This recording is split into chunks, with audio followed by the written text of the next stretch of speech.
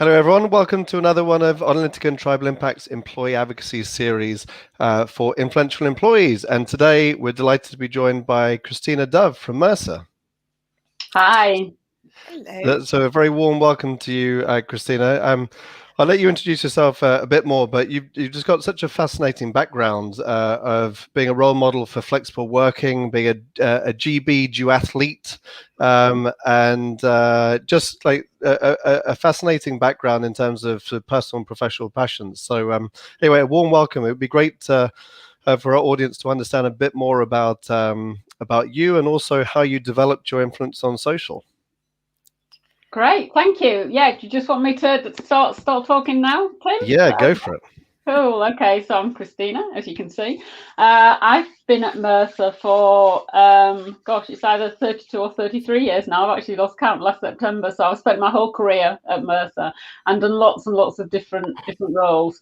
And my current role, actually, I'm creating a culture proposition, working with clients on that. And that's based on the back of the culture work that we did last year and the year before when we had our major integration with JLT. I live in Emsworth on the south coast, which I discovered today just down the road from Sarah. Actually, We're literally within a couple of miles of each other, so we've probably actually met each other. I joined Twitter about 3 or 4 years ago. I'm becoming a lot more familiar with LinkedIn and spending more time on LinkedIn sort of this year and last year.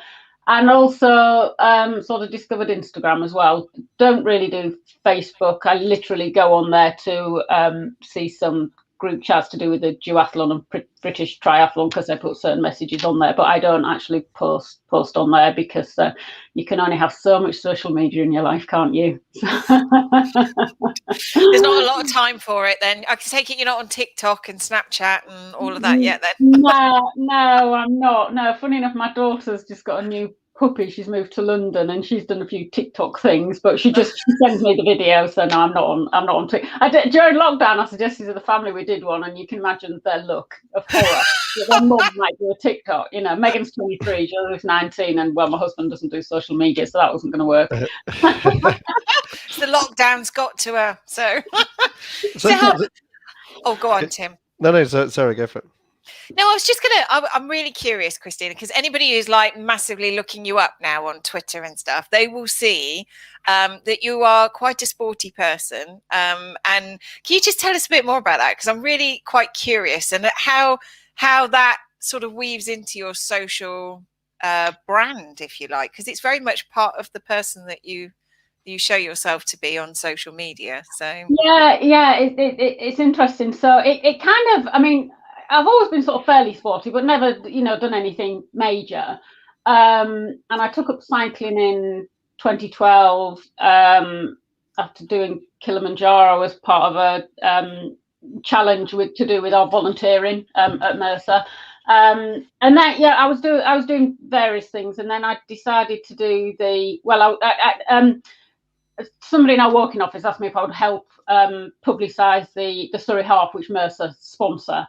And at that point in time, I said, well, I'm not doing a half marathon, and I saw there was a 5K option, so I'll try 5K. I'm not a runner, so I did that, and then I thought, oh, perhaps I'll do the London Marathon the next year because we as you do. So I did, yeah, from a 5K, from a standing start. So I did the London Marathon. I'm not a marathon runner. I ran up and down the Billy line like that was literally my training. I went a little bit further. I say that because Sarah knows the Billy line on Hayling Island, but I literally went a little bit further every weekend. It's in the south of the UK for any North American or global listeners. An old train line.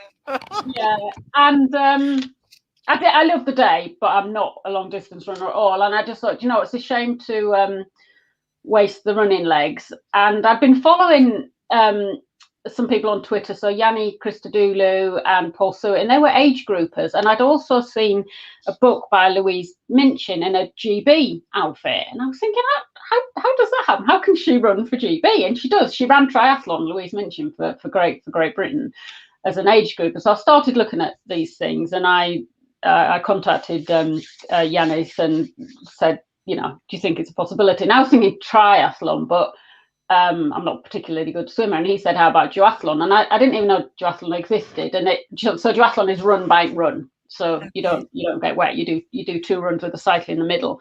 And he told me a bit about age grouping and introduced me to it. And basically you have to.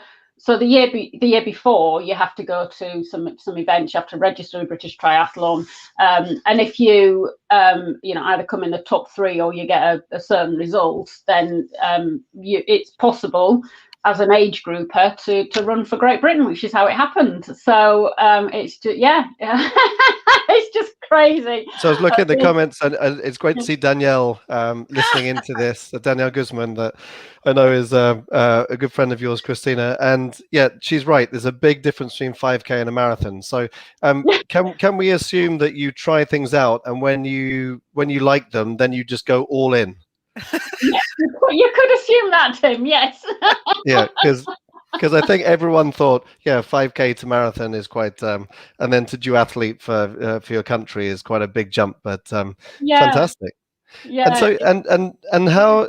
I mean, in 3 or 4 years, when you started Twitter, going to what you got 11,000 followers now and driving some really good engagement, how did you how did that take off? And are you weaving your, as Sarah said, are you weaving your sort of duathlete like interest into your social media, posts? How did you drive such engagement and build your audience? Yeah, it's a really good question. In fact, Danielle and I joined at the same year, and I think my target was to get us over 1,000 in the first year, and hers was much bigger than that. And she's just gone on like that. And Danielle has been an absolute wonderful advocate for me the whole, and just supported and given me really good tips. So so I mean, to be honest, that was really my first dip into social media, and it was actually somebody I was mentoring. Because I said I do have this addictive personality, and I knew if I got in, I'd have to go all in. And this lady who I was mentoring, Karen, she said, "No, Christine, you've got to do it. You'll love it. You'll absolutely love it." So of course I went in, and I did love it. And to start with, I just couldn't believe this font of knowledge that's on there. People are so generous with what they provide on social. So I really liked it. I really got into the Harvard Business Review type articles as well. And what I did was, so to start with, you just start following people. And if people then tag you, I was following, people that were tagging me. I was looking for particular topics. I used lists an awful lot on Twitter when I first started, so that I could actually, it's like a file in a drawer in a filing cabinet, isn't it? You go and leadership. Okay, those are the people I want to talk to. Culture, those are people I want to talk to. So I mean, I did really focus on it, and I was following people that I really wanted to follow. But equally, as soon as somebody followed me, unless there was a reason not to, I would follow them back. And then if I was, if somebody tagged me, I would then look to see who else was tagged, and I'd start following those people. So that's how I built it up, but also around just being very, very thoughtful about what you were posting, and very much interacting with people as well. So if somebody does tag you, they've done that out of respect. So actually make sure, you read what they're doing, you comment on it, you like it, or whatever. I very much believe that it's a reciprocal thing, almost. If somebody follows you, follow them back, because why wouldn't you? They've almost done you a favor to follow you. So that was sort of in the early days. And I have to say, now that I've sort of, I'm spending more time on LinkedIn, I'm actually finding I have less time for Twitter. Again, because there's only so much time. But the question around, do I weave in, sort of my social and my active? Yeah, absolutely. And you'll have seen the Mercer active tag, and that's something that I set up on the back of. I cycled Lands End John O'Groats in 2017, I think. Again, just a part of a Mercer challenge thing, and on the back of that, I thought, what, there must be people globally within Mercer that are all being active. Let's create a community around that. So I created this Mercer active tag, started using it, and if you go on there, you'll see it's used every single day. And that was around creating this community, and if there's one thing I do every day, it's go on and I search on Mercer Active and I interact with every single person that's done a Mercer Active post. So again, that was about creating a following as well and trying to inspire people just to be active. Yeah. But to build a community on social media as well with other employees that are doing something similar, I think is fascinating, and it's a good use of social, because a lot of people come to social media thinking it's a place to broadcast and pump out and throw up and just talk about themselves or the brand all the time. But actually, it looks like you've created a social community of employees, but out there in the public social platform. So you're not keeping it internally, you're keeping it. Yeah, absolutely. And Mercer are very good at that. Almost not only they empower we empower our employees to be on social. Obviously you have a code around that. But you can find out things on social, dare I say, that you wouldn't actually find internally, and we have created that real culture around that community. We have an internal social media tool as well now, which we didn't before. But it's even a couple of years ago now, when we were launching our culture in the UK, there were so many posts on Twitter of our own people, and that that created this sense of community and collaboration and excitement around it, because people were going, oh, London are doing this, oh, Manchester are doing that, oh, we better do something, haven't we? So it's great. And I think to start with, people are quite nervous about it, but actually once you sort of build people's confidence, that's the other thing I used to have. I talked about lists. I used to have this, and I still do, I just don't use it so much, this absolute list of people I wanted to support. So as I was encouraging people to get onto social, I would then go onto my list and look what they were posting and make sure that I liked it and commented on it, just to give them, a bit of confidence to get them going. But I was going to ask about that, Christine, because, and Danielle, it was commenting and saying that you're so honest and just like so social on social media. I think you like really personify everything about social media. How did you help build other people's confidence? Because you've obviously created this community around that. How did you inspire others? What kind of stuff did you do to help them? Yeah, so I think it was around just sort of saying, look, just go on, try and be yourself. One thing I say to people is think of your brand. Think of the 3 things you want to be known for, and try and tie things back to that, so that they almost have an anchor of what they're going to be talking about. And then I would actually, sort of in the background, coach them and retweet them, just again to give them confidence, to show them how powerful it can be. And I'd start tagging people in posts as well. I don't tag people as much now, because actually I in a way I can't keep up with with it. So, but to start with, I would always tag people to try and draw them into a conversation. And as somebody new joined as well, we put, hey, so and so's joined Twitter, welcome them, and all of a sudden there'd be like 20 people from Mercer going, welcome. So we had that community. So it's absolutely about nurturing people, and people are very scared of social media, dare I say, especially when they feel they're representing Mercer as well, because they're quite often scared to say things. So it's about giving them that confidence and being yourself. I love the tip of building. Oh, sorry, Tim. Go on. We keep talking over each other, don't we? No, I just said fantastic. I was just reacting. I loved it. Over to you, Sarah. I'll keep talking over you then. I love your tip about lists, Twitter lists, and how you can, because that's a great tip for people managers actually, that need to encourage their teams and to be more social, is create a list, a private Twitter list of your employees, so you can give them a bit of a virtual high five and a bit of confidence, and it's a great tip. So it is, and interestingly, when I had a role that was very much around lean methodology, and transformation, I'd create a lean list, and then actually I would retweet some of those and then tag people in, and from that they see, oh, actually this isn't just a thing Mercer are doing, the outside world does this as well, and so they're seeing examples and they're learning from it at the same time as well. So that that's another thing that I try and do. So, in terms of, you said you get people to think about 3 things, and you say, right, what are your 3 things? I'm kind of assuming I know your 3 things, but what are your 3 things then? Can you share those? I was going to ask the same question. Got in there before. I've got an assumption, but I'd like to and know. they do vary a little bit, but leadership, culture, and well-being largely are my 3 things. And in well-being, I would absolutely have the the Mercer Active thing. So that's what I tend to sort of concentrate on and bring back to. And then and I do try and use those hashtags quite a lot as well, so that people can sort of associate me with those those sorts of posts as well. So I think what's great about that is the consistency and the anchoring, I think, is absolutely key. And what people forget sometimes is that your Twitter hashtags or LinkedIn hashtags have a certain amount of community members. And sometimes there's only 2,000, sometimes there might be like 5 million in the world. So it's important to be a bit tactical about it and to anchor it. So I love that. I also really love, and this came out with Rob McCargo as well at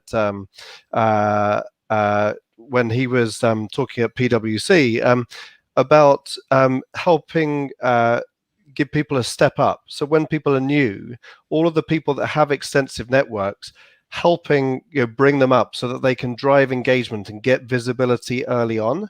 And I love what you're saying, and he said the same thing, that it just is a really effective way of building confidence, so that you can almost have a social mentoring buddy. Oh yeah, absolutely. System. Yeah. And I mean, one girl, Vicky Thompson, who I was mentoring, and I was sort of introducing her to social and everything. She's now an absolute advocate on Mercer, and she took part in one of our Mercer chats recently.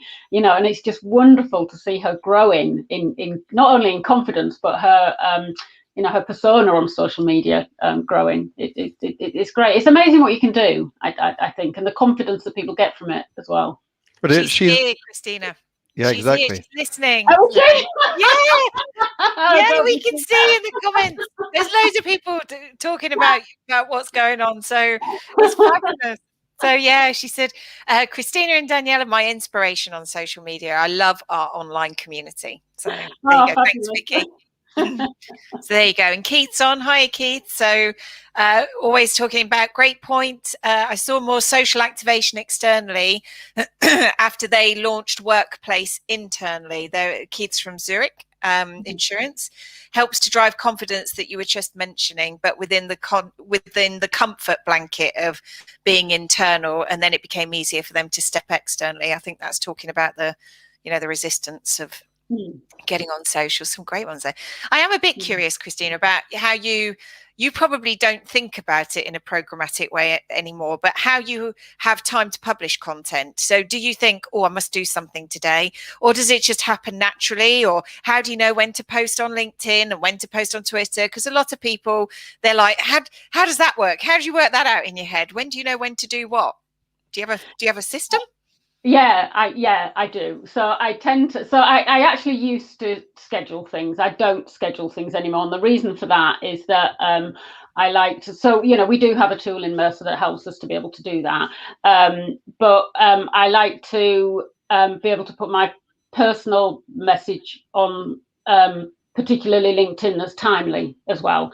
So I try and post every day. I do have sort of I've got a little whiteboard here, and one of my daily habits is to post on social. And I have little magnets that I move along when I've done something. So I do try and post every day. Is it possible to show us? Well, the whiteboard, no, because there's some. I promise you, there is a whiteboard there. What a great idea! I love that idea. Yeah, I can show you a magnet. There's a magnet. Lovely. Nice and bright as well. Yeah, it is on wheels, so I could show you the back of it. But anyway, yeah, so there's some daily habits on there, and I do try and make it a daily habit. So that would be a daily habit Monday to Thursday, because I do 3.5 days over Monday to Thursday. That's my working pattern, and that would tend to be sort of businessy and worky stuff. And then at the weekend, I tend to focus on Instagram, to be honest. Okay. what I feel now is I feel confident enough to put my own spin on things. So, for example, our CEO Martine Ferland, she did an excellent article on flexible working. Well, I've been working flexibly since I had Megan 23 years ago. So actually, to start with, I said, big advocate of flexible working, went flexible working, first with Megan. Then my husband actually worked flexibly when we had Joseph. He's 19 now. So I sort of started it with that because, people love stories and they like the personal thing. So now I try and put my own personal spin on things that I'm interested, while obviously, trying to promote the great things that Mercer are doing, but trying to make it more personal. So yeah, I do have a schedule, and I look for content that is, in line with what I want to be talking about externally. And obviously the Mercer Active stuff, whenever I'm out, I tend to take a photo and stick that on there as well. So, well, I was wondering whether you post on social media during your runs, because it seems like you can multitask pretty well and do lots of stuff. So no, I tend not. To be honest, I do the odd Instagram live thing, but I tend not to because I do actually try and make my photos look as nice as possible. So I do actually use an app. I thought you were going to say I like to get my time as quick as possible, and I haven't got time to stop. No. Exactly.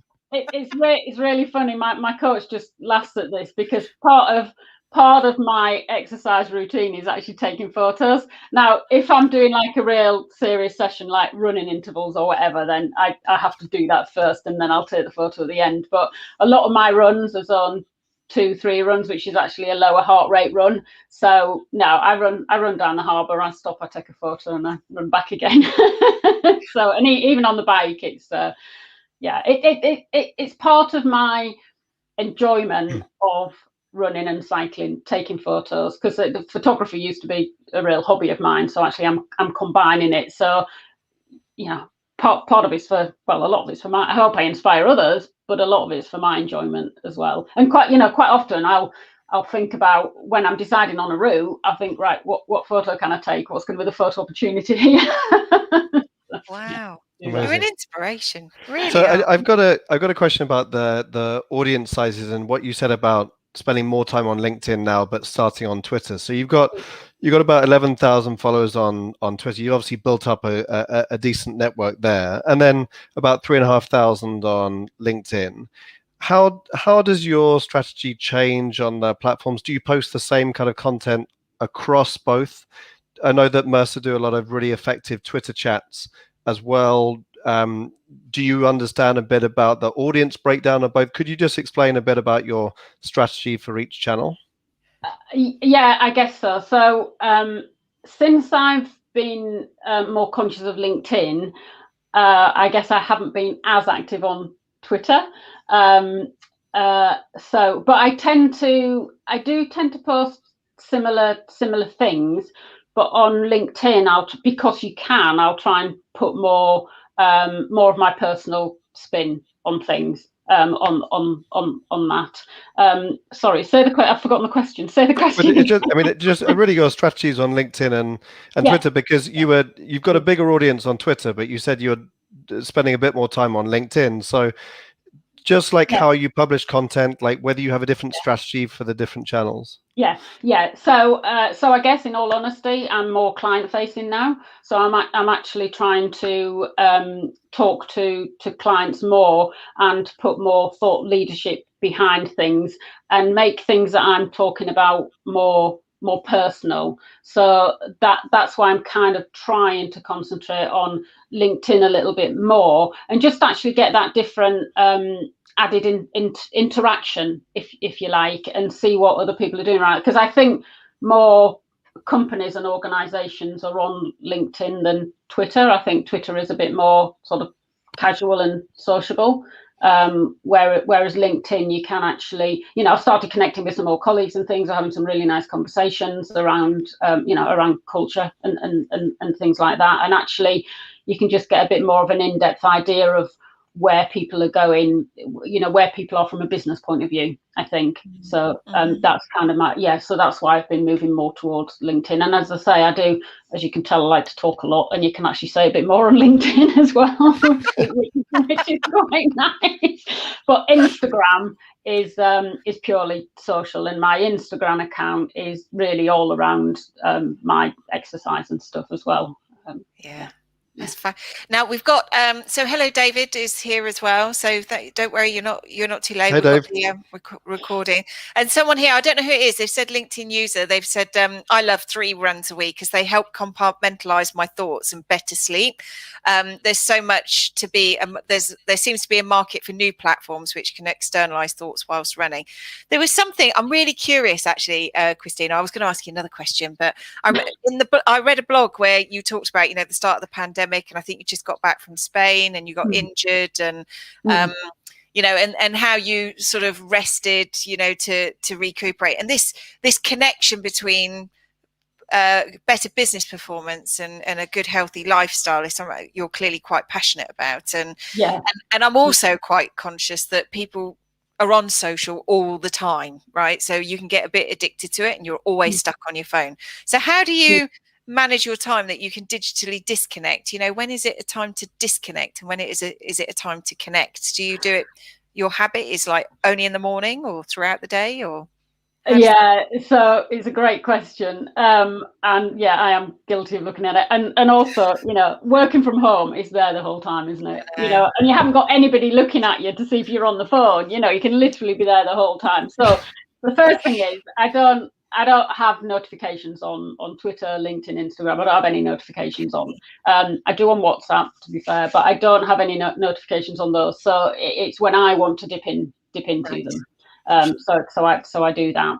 I never take it to bed with me. It never goes in my bedroom. So the first time I look at it is when I go downstairs and I'm having my breakfast or whatever. And quite often I do then check Twitter and LinkedIn because it's you might as well in the old days I love that, didn't they?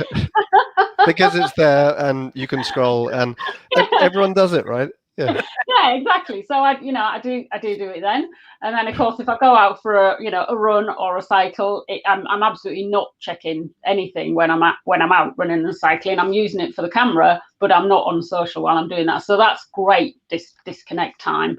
And then if I'm out cycling, I'll probably come back and post a photograph. And then again dare I say it, Tim, possibly lunchtime when I go down and make my lunch, I'm having another look. And then depending on what's happening during the working day, to be honest, if you've got like a 15 minutes in your diary, you might check it again then. But the actual posting of stuff, I used to, so I vary. Sometimes I think, right, I'm doing it in the morning, and I did go through a phase where for months I would always just do that in the morning. Now I have it on my board. I think if I get to the end of the day and I haven't posted, like business type thing, then I think, oh, actually, I need to do that. The other thing is I tend to, depending on what's happening in the evening, but I'll I sort of won't be on it that. I was going to say that much in the evening. Perhaps I am, but it will always be turned now. off. But once you can socialize, then there'll be reasons to not do it. Once we can leave the house. And one thing we have always said in our family is no phones at the dinner table. So we never have phones at the dinner table.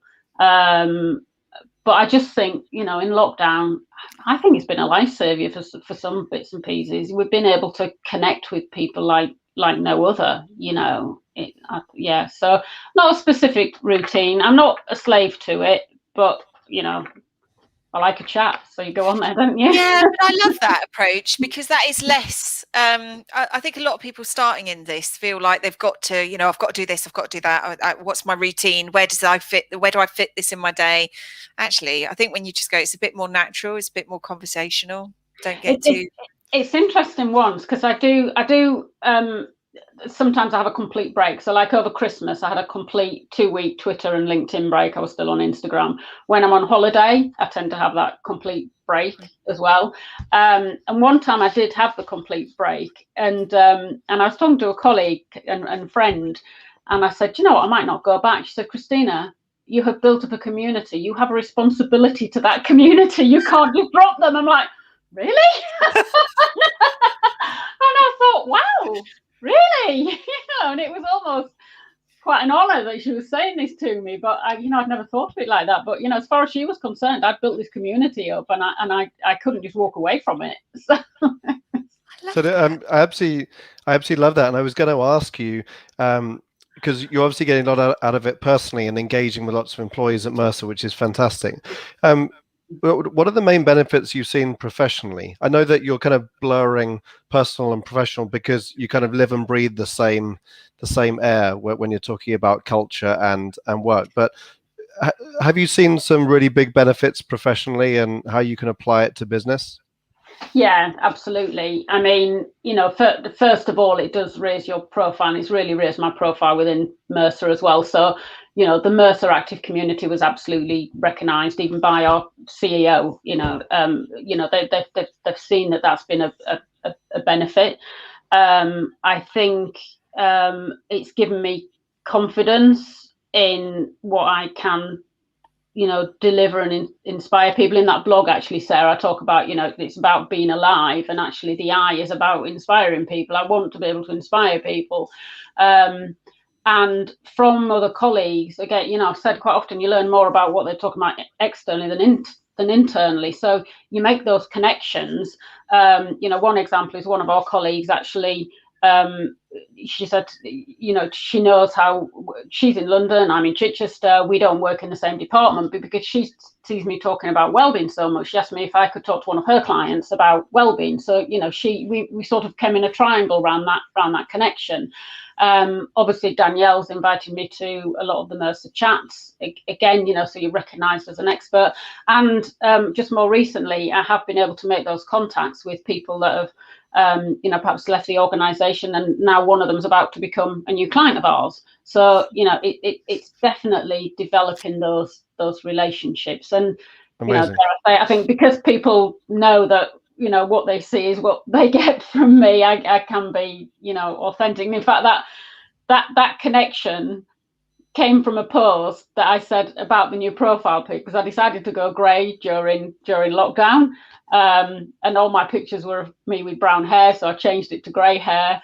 And this girl commented, and before we knew it, we were having a chat, and she's now a client. So it's I thought it was just your Instagram filter, which you applied after your run. I was going to say there's no filters. There's a bit of manipulating on there. Oh, what a story! What a story! No, the grey's here to stay. Well, I can join you in the grey department. We've got some great questions. And Keith, yes, Chichester. Christina just lives along the road from us, so Keith is also along the road here. Christina, so we're like neighbours. Once we're allowed out again, we can probably all get together. So I live in Emsworth. Yeah.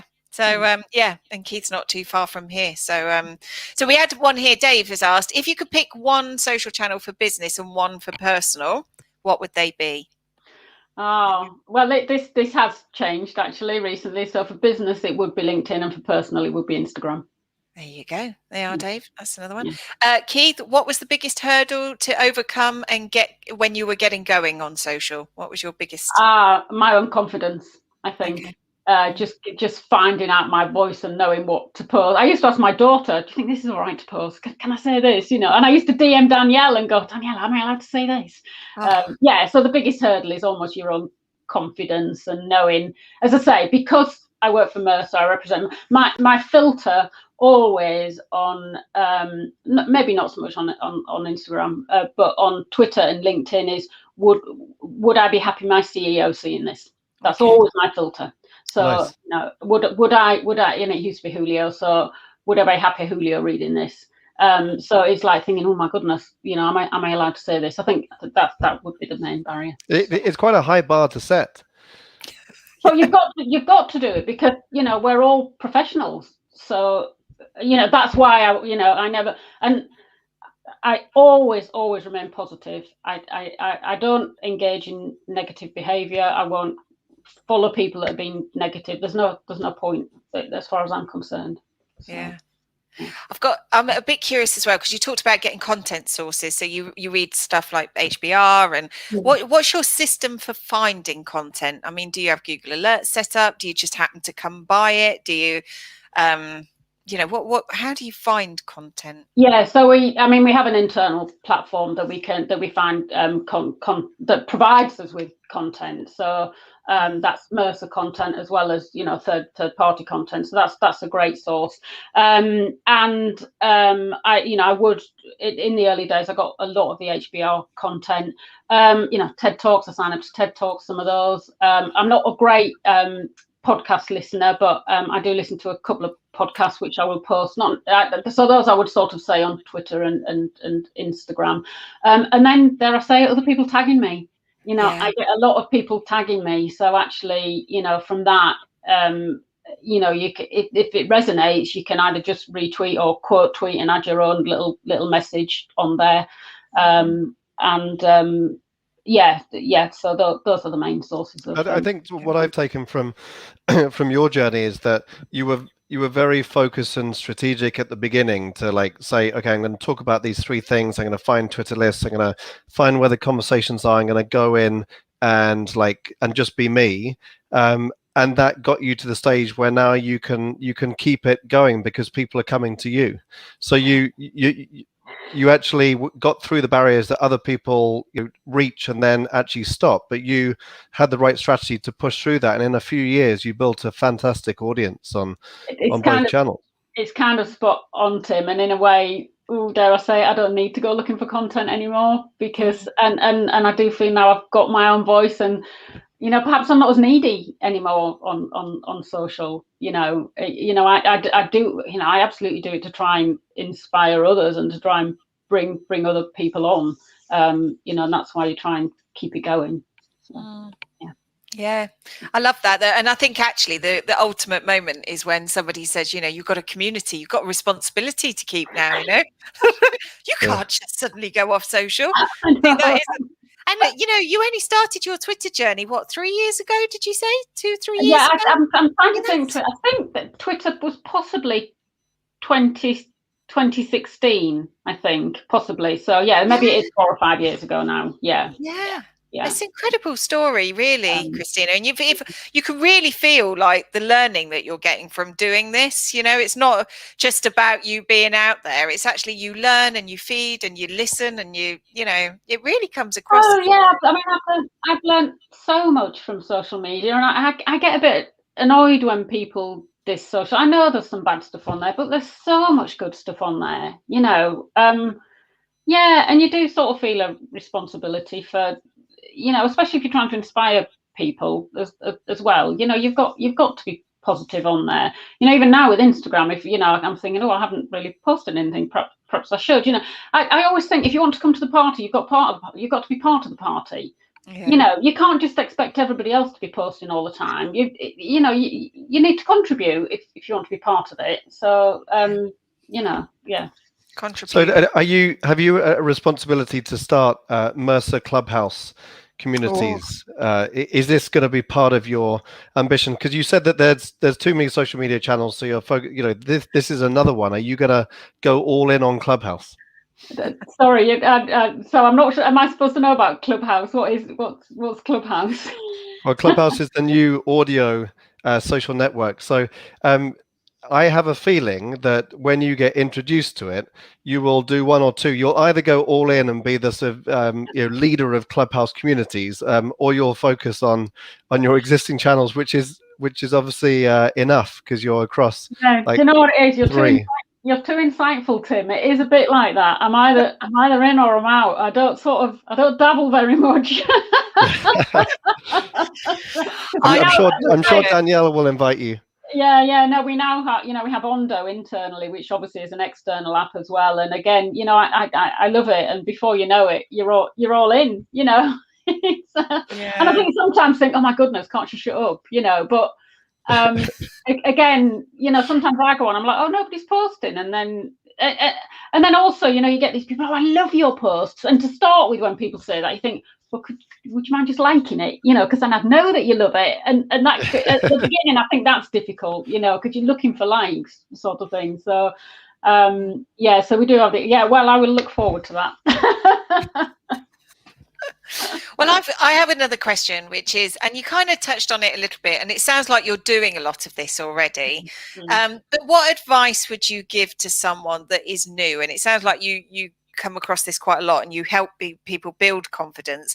But if someone is kind of convinced and they want to start their journey on social, what piece of advice would you give them?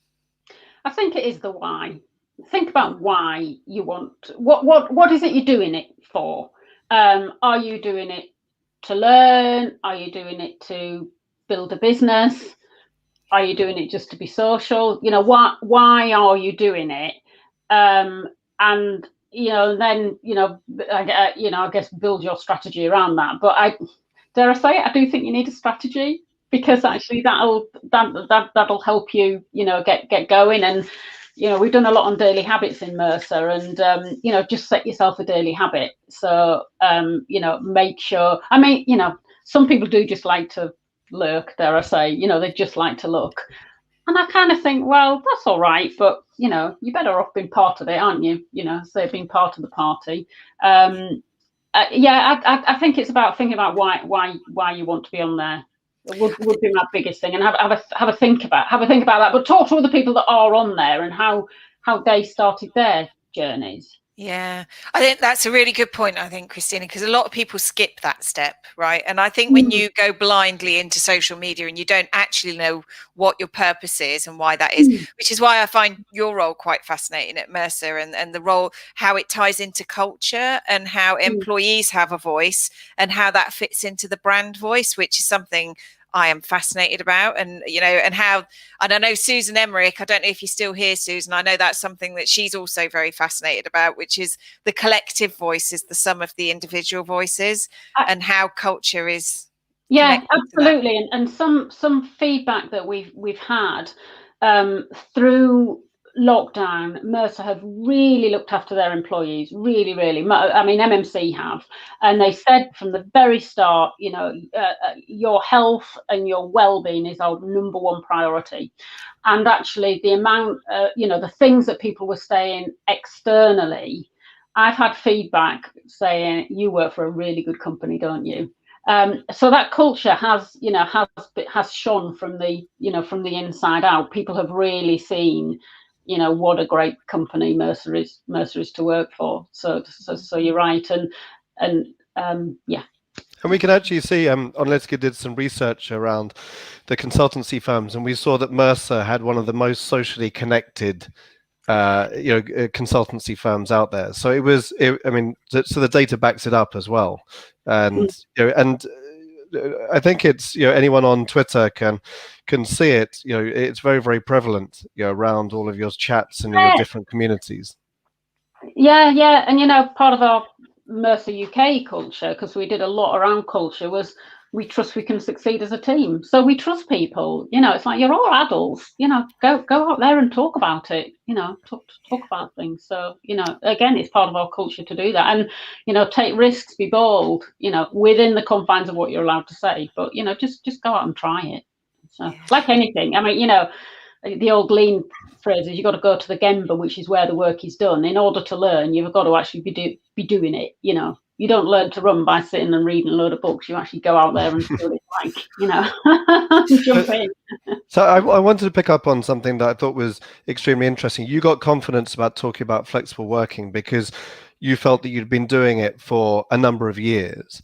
And the interesting thing is that there's so many experts and wonderful voices out there that don't have the confidence, when there's other people who don't know too much about things that are just going for it on social with confidence and no expertise. So how do you think you can get people that confidence and show them that their voice is interesting externally?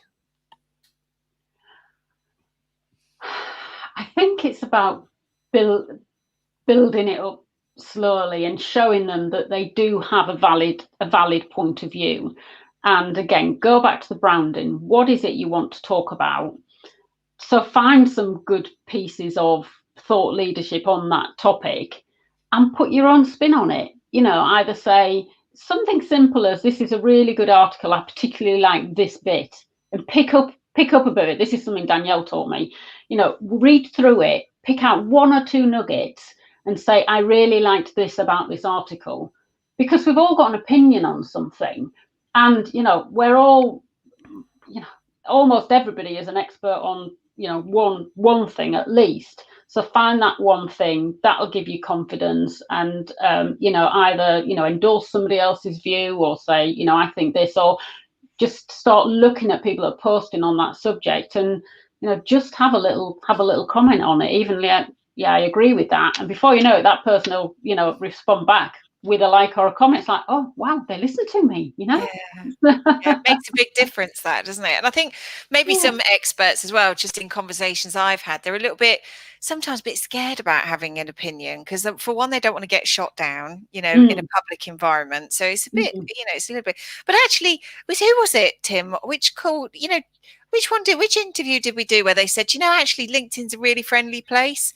It's not a place to be scared of. Actually, people are quite helpful and they're quite engaging, and do you know what I mean? So I think LinkedIn is a very friendly place. I don't see any negative. Well, I don't see negativity on LinkedIn, actually. So I know quite a few people that have left Twitter recently because they say it's negative. But again, I guess I don't engage in that sort of those sort of.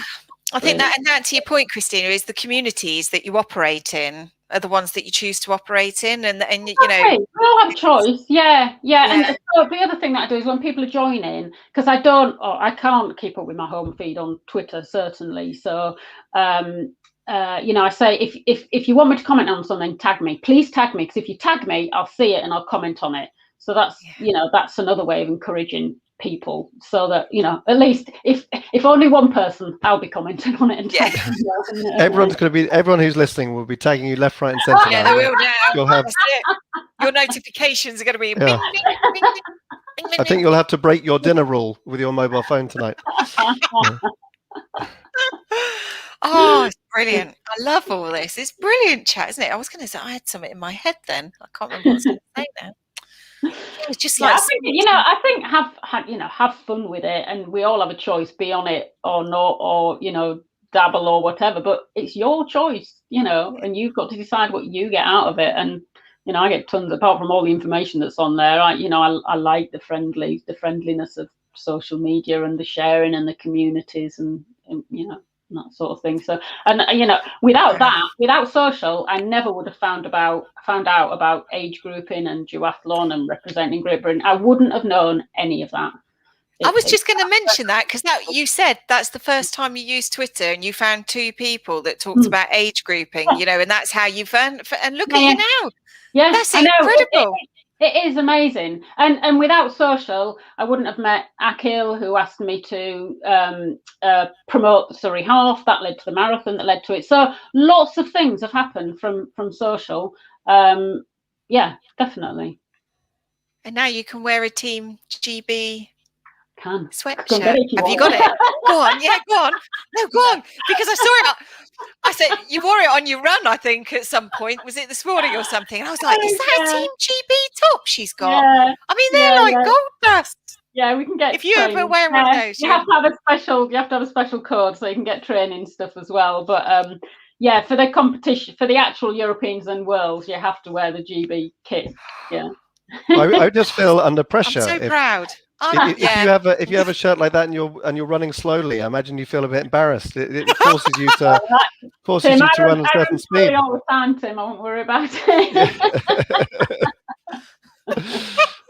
No, great. Yeah. I wanted to pick up on one question. I think Dave asked and joined the chat that's partway through. So Christina's stopped scheduling posts, but she used to do that. But now it's just straight from your own channels, isn't it? As and when you want to be on social.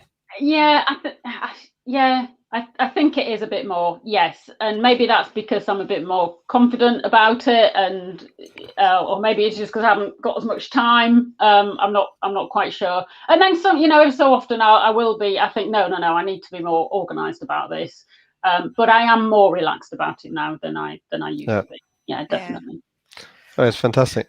I think we got to wrap up soon. I mean, we could talk for hours, but there's so many golden nuggets that you've shared with us. I love the way you started and how well you sped up both in your running and your social media. And it seems to me that you've just applied the same strategy to both. So that's amazing. There's a blog post, isn't there? Yeah, and you've also making me feel a bit guilty as well. I've got a half marathon coming up and I haven't started training yet. So I'm like, when is it, Sarah? Oh, it should be April, May time. Not sure if it's going to happen. So that's what's stopping me from starting my training, actually, because I just think, it might be delayed. So, but if they suddenly say, yeah, it's on, then I'm in trouble. So I might be ringing you for hit tips. No, half marathon isn't my sweet spot. Definitely not. 5K is a max for me. I just love all the tips you've given us. I've got loads of C words here: community, collaboration, confident. Yeah, it's all right. It's all clean. It's all clean. There's another C word. Content, contribute. It's brilliant. Love it. Well, I hope it's been helpful to to the listeners and to you as well. Yeah, Dave, you need to start running. Yes, I've just seen your question. Get out there when the snow's gone, though, Dave. All right, don't. Yeah. Yes, endorphins. There's nothing so magic as endorphins, I tell you. Yeah. I think it's been incredibly helpful and inspiring, and so we record this, and people can download it on the Analytical Tribal Impacts website under the resources section. And yeah, I think you've just been I think, as Danielle put it, just a really kind of authentic, like raw person that embodies social and just like jumps into it. And you've obviously created a wonderful community. So and got lots of professional wins out of it as well. So I think kudos to you, and it's definitely an inspiration to all of our listeners. So thank you for joining us, Christina. Thank you for having me. Thank you. Take care. Bye. And we'll see everyone soon. Bye. Thank you. Bye-bye.